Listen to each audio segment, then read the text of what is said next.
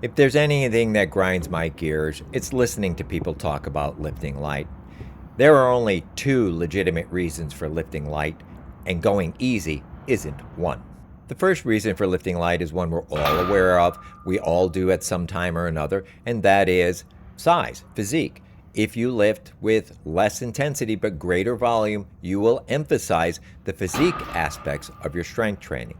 The second reason for lifting light is to deal with an injury or a chronic condition. The difference being that an injury is temporary, whereas a chronic condition is more long lasting and permanent and often associated with age. Now, what you're watching me do here is lifting light to accomplish all three. I am working on emphasizing the physique aspects of strength. I do have injuries pretty much all the time, and I do have some chronic conditions since I am 64 years old. I should also explain that lifting light in this particular case with this particular exercise is not the only thing I'm doing to deal with that. I have found that especially as I get older, there's a difficulty coming off my shoulders to just about chin height. I get some pain in my shoulders, my right shoulder especially. So I'm staying above my chin or just below my chin rather than bringing it all the way down. Also, I've always had some issue with my elbows fully extending, so I just don't fight it at this time. It's pretty much that's what I can do, and I stay in that range of motion. Now, I don't think that's a big handicap because locking out is not really something you would do naturally. I mean, if you say you're throwing a ball or something and you don't stop your arm, you'll snap that joint straight. That can hurt a lot. So locking out, first of all, it's where you tend to have the most power, and athletically, it's not something you do all that commonly. Now, you can see I'm using a very light weight here, a ton of reps, over 100 reps.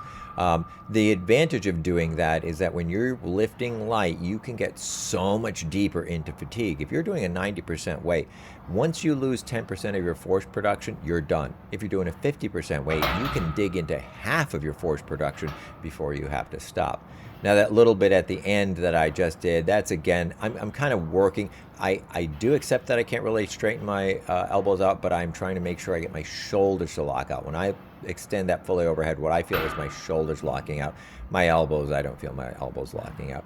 And yeah, it's not the most comfortable experience, but damn, does it feel good. So that's actually my first set for shoulder presses, and pretty much the most difficult one, except possibly for this set. I've only put another 30 pounds on the bar. Those are 15-pound bumper plates. If you've never used them, they're great because 15 goes evenly into 45, so you can make very, very even jumps instead of like 25s.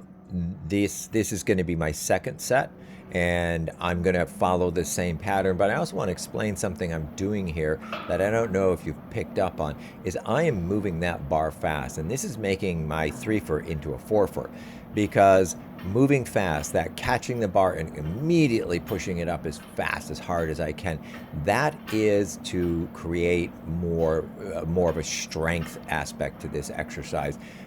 Acceleration requires force. Acceleration requires power. That's why when you step on your car, the gas pedal in your car or the accelerator, if you step on it lightly, you move slowly, you're not making much power. If you step on it hard, you make a lot of power and you move quickly. It is the same thing with weightlifting. I know a lot of people talk about going slow. The physics say going slow is not the way to do that. It's going fast, catching that weight, immediately driving into it as hard as I can, and continuing to rep out in that manner so that I'm getting some extra strength work out of the lighter weight. And there we are, we're burned out. I'm not even going to lock that out. That's that feels good. A few seconds to kind of gather or dissipate a little bit of pain, and then I'm going to do again that locking out. And you notice I'm doing a little knee kick on these last ones, and that is another compensation to try and get through to avoid that part in the motion that actually hurts my shoulder. And I'm just going to knock these out, and that's it. So, as I said, there's good reasons for lifting light. Size is one of them. Injury is another. Chronic condition is another. But the one reason that you'd never lift light, that should never be part of your lifting at all, is going easy. Lifting light is a way to deal with obstacles and keep going as hard as you can. Enjoy the video? Let me know. Please like, comment, share, and subscribe.